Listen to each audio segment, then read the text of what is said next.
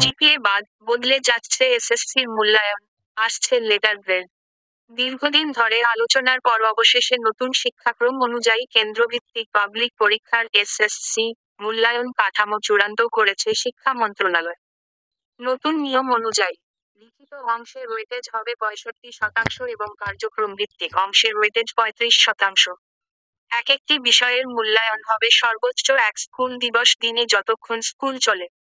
আগের মতো জিপিএর ভিত্তিতে ফল প্রকাশ হবে না। তবে ফলাফলের রিপোর্ট কার্ড বিষয়টি সহজে বোঝার জন্য 7টি স্কেলের ঘরে আলাদা ইংরেজি বর্ণ দিয়ে বোঝানো হবে। অবশ্য এই লেটার গ্রেড নম্বরের ভিত্তিতে হবে না। নতুন শিক্ষাক্রম অনুযায়ী মূল্যায়ন কাঠামো অনুমোদন দিতে গতকাল সোমবার শিক্ষা মন্ত্রণালয়ে অনুষ্ঠিত হয় মাধ্যমিক স্তর এবং কারিগরি ও মাদ্রাসা স্তরের যৌথ জাতীয় শিক্ষাক্রম সমন্বয় কমিটির এনসিসিসি সভা।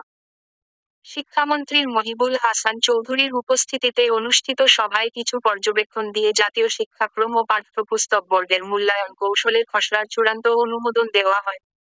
এখন কার্যপত্র লেখা হলে সে অনুযায়ী মূল্যায়ন কাঠামোর বিষয়টি সবাইকে জানিয়ে দেওয়া হবে।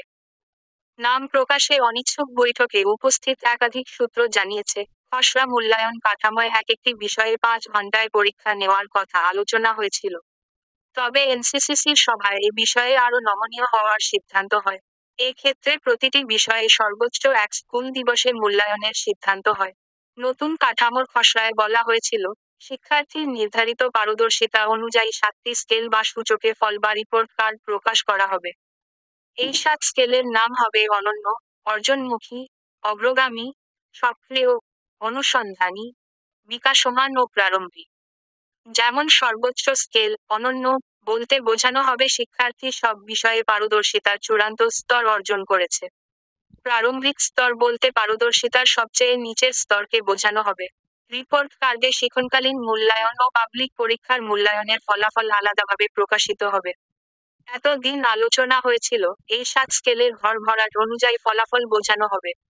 এখন সেটি না করে ইংরেজি বর্ণ দিয়ে সেটি বোঝানো হবে। তবে এই লেটার গ্রেড এখনকার মতো নম্বরের ভিত্তিতে হবে না। পারদর্শিতার স্তর অনুযায়ী এই লেটার গ্রেড হবে। মূলত অভিভাবক সহ মানুষ যাতে সহজে ফলাফল বুঝতে পারে, সেজন্য এটি যুক্ত করার সিদ্ধান্ত হয়েছে। নতুন শিক্ষাক্রম অনুযায়ী কোনো শিক্ষার্থী যদি এসএসসি পরীক্ষায় 1 বা 2 বিষয়ে অনুত্তীর্ণ হয়, তাহলে শর্ত সাপেক্ষে একাদশ শ্রেণীতে ভর্তির সুযোগ পাবে। তবে তাকে পরবর্তী 2 বছরের মধ্যে এসএসসি পরীক্ষায় অনুত্তীর্ণ বিষয়ে পাস করতে হবে। আর 3 বা তার বেশি বিষয়ে অনুত্তীর্ণ হলে একাদশ শ্রেণীতে উত্তীর্ণ হওয়া যাবে না। কোনো বিষয়ে একের বেশি পারদর্শিতার ক্ষেত্রে প্রারম্ভিক স্তরে থাকলে শিক্ষার্থী ওই বিষয়ে উত্তীর্ণ হিসেবে বিবেচিত হবে না। লিখিত ও কার্যক্রম ভিত্তিক এই 2 ভাগে মূল্যায়ন হলেও প্রশ্নের ধরন এখনকার মতো থাকছে না। কার্যক্রম ভিত্তিক অ্যাসাইনমেন্ট করা, উপস্থাপন, অনুসন্ধান, প্রদর্শন, সমস্যার সমাধান করা, পরিকল্পনা প্রণয়ন ইত্যাদি বিষয়ের সঙ্গে মিল রেখে হবে লিখিত অংশের মূল্যায়ন। বর্তমানে মূলত দশম শ্রেণীতে নির্বাচনী পরীক্ষায় টেস্ট উত্তীর্ণ হলে এসএসসি পরীক্ষা দেওয়ার সুযোগ হয়। কিন্তু নতুন শিক্ষাক্রমে নির্বাচনী পরীক্ষা হবে না।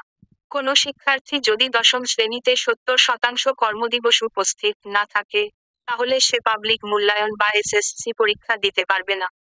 নতুন নিয়মে শুধু দশম শ্রেণীর পাঠ্যসূচির ভিত্তিতে হবে এসএসসি পরীক্ষা। পদ্ধতিগত পরিবর্তন থাকলেও এখনকার মতো শিক্ষা বোর্ডগুলোর অধীনেই এখনকার মতো কেন্দ্রভিত্তিতে হবে এই পরীক্ষা বা মূল্যায়ন।